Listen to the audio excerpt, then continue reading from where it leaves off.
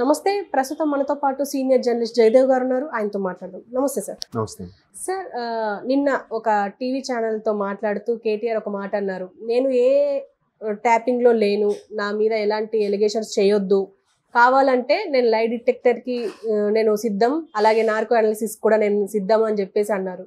మీరేమంటారు? ఆయన ఇంతకుముందు కూడా ఒక స్టేట్మెంట్ ఇచ్చారండి. అంటే నా మీద ఎవరెవరైతే ఇలా మాట్లాడుతున్నారో వాళ్ళందరిపైన పరువు నష్టం దావా వేస్తున్నాను, వాళ్ళందరికీ కేసు పెడుతున్నాను అని. ఆల్రెడీ మంత్రి కొండా సురేఖ ఆవిడతో పాటు కొంతమందికి ఎవరెవరైతే ఆరోపణలు చేశారో వాళ్ళందరికీ కూడా సమ్మన్లు ఇచ్చారు అన్నట్టు చెప్తున్నారు. అయితే ఇది అటు తిరిగి ఇటు తిరిగి బీఆర్ఎస్ ప్రభుత్వానికి ఇంపాక్ట్ అయ్యింది. బట్ దాని గురించి ఎవరేం మాట్లాడలేదు. ఇప్పుడు కేసీఆర్ గారు మాట్లాడలేదు, హరీష్ రావు గారు మాట్లాడలేదు, బీఆర్ఎస్లో ఉండే ఎవరెవరైతే సోకాల్డ్ ఇంకా ఎమ్మెల్యేగా నెగ్గి కొనసాగుతున్నారో వాళ్ళు మాట్లాడలేదు. కొంతమంది సీనియర్లు పార్టీ ఫిరాయింపుల కింద అటువైపు వెళ్ళిపోయారు. ఇంకా మరి ఈయనే అన్నిటికీ మాట్లాడాల్సి వచ్చిన పరిస్థితి వస్తుంది. బట్ ఈయన మీద ఆరోపణలు, రకరకాల ఆరోపణలు, ఇండస్ట్రీ ఒక్క రాజకీయ నేపథ్యంలోనే కాకుండా ఇండస్ట్రీ వర్గాల్లో కూడా ఈ ఫోన్ ట్యాపింగ్ చేసి కొంతమందిని లొంగ తీసుకున్నారని రకరకాలుగా వార్తలు, రూమర్స్ వస్తున్నాయి. సో వాటన్నిటి చెక్ పెట్టేలాగా ఆల్రెడీ కేసు పెడతానని కూడా చెప్పారు. బట్ అయినప్పటికీ ఇప్పటికీ ఆ వ్యవహారం ఇంకా నలుగుతూనే ఉంది కాబట్టి, రోజుకో మలుపు తిరుగుతుంది కాబట్టి దీని మీద అసలు మేము ఎట్లా మా మీద ఆరోపణలు చేస్తున్నారు, మరి మీరు నార్కోటిక్ అనాలిసిస్కి కానీ లేదంటే లైట్ డిటెక్టర్ పెట్టినప్పుడు దాని ద్వారా కానీ మీరు సిద్ధమంటే నేను సిద్ధమే, మీరు సిద్ధమని చెప్పండి, మీరు చెప్పలేరు, మీకు అంత సీన్ లేదు అన్నట్టుగా ఎవరు వెర్షన్ అలాగే కాన్ఫిడెన్స్గా మాట్లాడతారు. ఒకవేళ ఆయన రేవంత్ రెడ్డి గారు మాట్లాడారు అనుకోండి, నువ్వు సిద్ధమా లైవ్ డిటెక్టర్ కానీ ఈయన మాట్లాడతాడు. ఈ రాజకీయాల్లో ఉండేవే. కాకపోతే ఆయన ఏమంటున్నారంటే, ఇప్పుడు ఎంత జరుగుతున్నా ప్రణీత్ రావు గారు లాంటి వ్యక్తిని ఇంట్రాగేట్ చేస్తున్నప్పటికీ సీడీల వ్యవహారం, అదే హార్డ్ డిస్క్ల వ్యవహారం దొరికినప్పటికి కూడా అసలు వ్యక్తి పేరు అనేది బయటికి రావట్లేదు. మీకు అర్థమవుతుందా?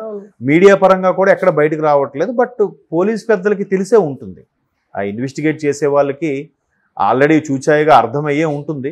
బట్ ఆ పెద్ద పేరు ఏంటనేది తెలియదు. బట్ దానికి మాట్లాడుతూనే ఇవాళ కేటీఆర్ గారు కూడా ఒక 1 week back social media head కన్వీనర్గా ఉంటారు కేసీఆర్, క్రిషాంక్ ఎవరైనా, క్రిషాంక్ అన్న అతని వ్యక్తి కూడా అదే మాట్లాడారు. గతంలో మన్మోహన్ సింగ్ గారు కూడా ఇట్లా ఫోన్ ట్యాపింగ్ వ్యవహారం భద్రత చర్యల దృష్ట్యా నేరం కాదు అన్నట్టు స్టేట్మెంట్ ఇచ్చారు. ఇప్పుడు ఎందుకు వెళ్ళాలంటే దానికి కొద్దిగా కొనసాగింపుగా కేటీఆర్ గారు ఏం మాట్లాడారంటే, గతంలో మన్మోహన్ సింగ్ గారు కూడా మాట్లాడారు, భద్రత చర్యలకు సంబంధించి, దేశ భద్రత సంబంధించి ఇట్లాంటివి జరిగినప్పుడు తప్పు లేదు, అంటే అది చట్టపరమైన ట్యాపింగ్ అయితే పర్వాలేదు, కానీ వారికి తెలియకుండా వాళ్ళ పర్సనల్ విషయాలు కూడా మాట్లాడాలి అనుకున్నప్పుడు నేర చరిత్ర లేని వాళ్ళకి, ఎటువంటి డౌట్ఫుల్గా లేని వాళ్ళ మీద ఇట్లాంటి ట్యాపింగ్ చేయడం అనేది చాలా ఇబ్బందికర పరిస్థితులు. గతంలో మీ మంత్రులకు కూడా కొంతమంది ఫోన్ ట్యాపింగ్ పెట్టి వాడారని పొన్నాల ప్రభాకర్ ఇలాంటి వ్యక్తులు ఆరోపించారని కూడా ఆ ప్రస్తావన తీసుకొచ్చారు. గతంలో కాంగ్రెస్ ప్రభుత్వంలో లేదా కిరణ్ కుమార్ రెడ్డి గారికి ప్రభుత్వం ఉన్నప్పుడు, ఉద్యమం తీవ్ర స్థాయిలో ఉన్నప్పుడు కొంతమంది కాంగ్రెస్ నాయకులు వాళ్ళ మీద ట్యాపింగ్ పెడితే ఆ వ్యవహారం కిరణ్ కుమార్ రెడ్డి గారు మొత్తం కూపీ లాగేవారన్నట్టు కూడా ఇప్పుడున్న కాంగ్రెస్ నాయకులు చెప్పుకొచ్చారని ఆ విషయం కూడా ఆయన ప్రస్తావించారు. బట్ ఏదైనా అంటే గతంలో వాళ్ళు చేశారు కాబట్టి మేము చేసినా తప్పు లేదని చెప్పే ప్రయత్నమా, లేదంటే చట్టపరంగా చేస్తే తప్పు లేదు కానీ చట్ట వ్యతిరేకంగా చేస్తే వాళ్ళ అనుమతి లేకుండా చేసి, లేదా ఆ డౌట్ఫుల్ వ్యక్తులు కానప్పుడు ప్రజాప్రతినిధుల మీద ఇట్లాంటి ఫోన్ ట్యాపింగ్ పెట్టడం అనేది కరెక్ట్ కాదు అని తప్పు అనిపించినప్పుడైతే చర్యలు తీసుకోవచ్చు అన్నట్టుగా చెప్పారు.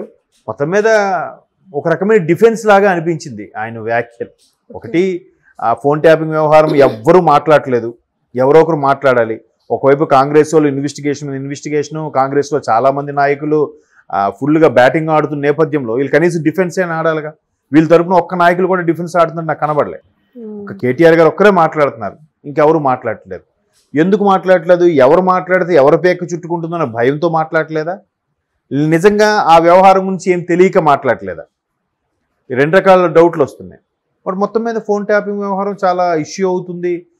అలా కాకుండా నిన్న యాపిల్ లాంటి సంస్థ కూడా ఏం చెప్పిందంటే, యాపిల్ లాంటి ఫోన్లు కూడా హ్యాక్ చేసి ట్యాప్ చేస్తున్నారు, దానికి ఒక మిస్డ్ కాల్ వాట్సాప్ ద్వారా వస్తే పొరపాటున దాన్ని అటెంప్ట్ చేస్తే ఆ యాపిల్ ఫోన్లోని వ్యవహారం అంతా కూడా వాళ్ళు గ్రాప్ చేసేసి క్యాప్చర్ చేసేస్తున్నారంట.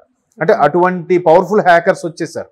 యాపిల్ ఫోన్ అంటే సెక్యూర్ పరంగా మంచి ఇది ఉంటుంది అనుకున్నారు, బట్ దానికి కూడా హ్యాకర్స్ వచ్చేసారని చెప్పి యాపిల్ సంస్థ ఒక బహిరంగ నోటిఫికేషన్ కూడా ఇచ్చింది, భద్రతంగా చూసుకోండి అని. అలాగే కొంతమంది ప్రముఖులకు కూడా మెయిల్స్ ఇచ్చిందంట, మీ యాపిల్ ఫోన్ ఇట్లా ట్యాప్ చేయబడుతుందేమో జాగ్రత్త చూసుకోండి అని.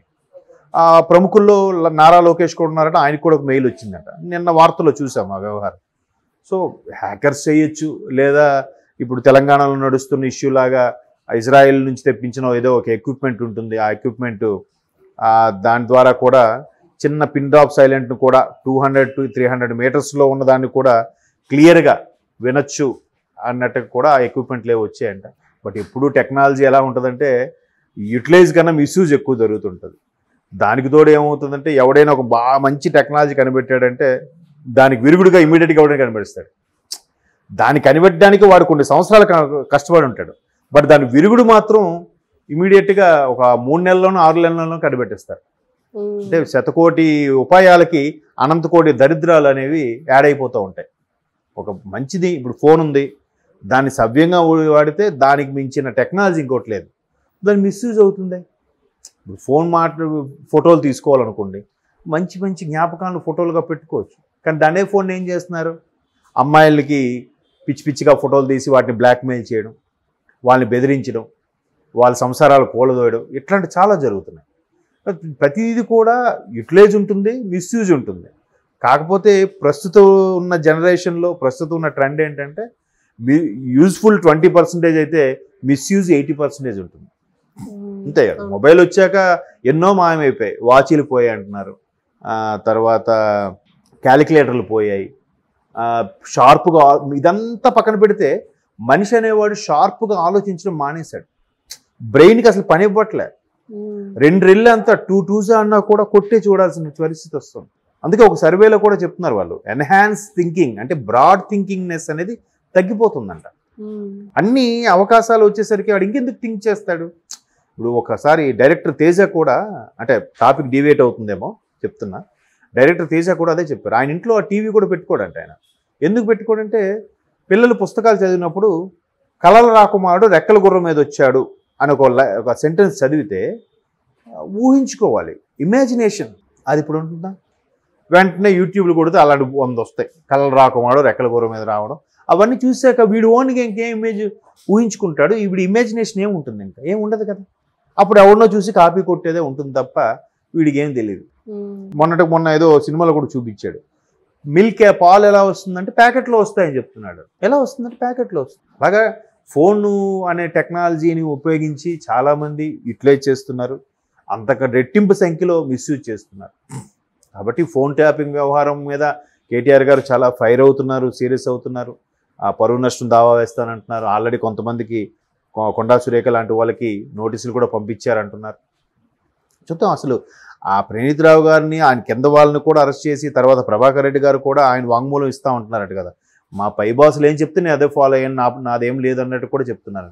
ఆ పై బాస్ ఎవరు ప్రోద్బలంతో, ఎవరు ప్రమేయంతో ఇవన్నీ చేయాల్సి వచ్చింది అనేది కూడా వ్యవహారం అంతా బయటికి వస్తే అప్పుడు అసలు దొంగలు తెలుస్తుంది. అప్పుడు వాళ్ళ మీద బురద జల్లుకోవడం, సవాళ్ళు విసరడం ఇవన్నీ ఉండవు. ఇంకా ఇప్పుడు చూద్దాం కేటీఆర్ గారిది. అంటే నేను అనుకోవడం ఏంటంటే ఆయన అలా అంత కాన్ఫిడెన్స్గా చెప్తున్నారంటే మేబీ అతనికి తెలియకుండా అతని పార్టీలో ఇంకెవరైనా మంత్రి కూడా అయ్యుండొచ్చు కదా, లేదా కీలకమైన వ్యక్తులు ఇంకెవరైనా చేయించవచ్చు కదా, చెప్పలేము. సో ఇది ఆ వ్యవహారం అంతా బయట పెడితే తెలుస్తుంది. లేదు బయట పెట్టకుండా రాజకీయ ఉద్దేశంతోనే గెలుపోవటముల కోసం వాడుతున్న పన్నాగం అయితే ఎప్పటికీ మనకు తెలియదు. బట్ కొన్నేళ్ల తర్వాత ఇది బయటకు రావచ్చు మళ్ళీ. అంతే సార్. అంతే. Thank you sir.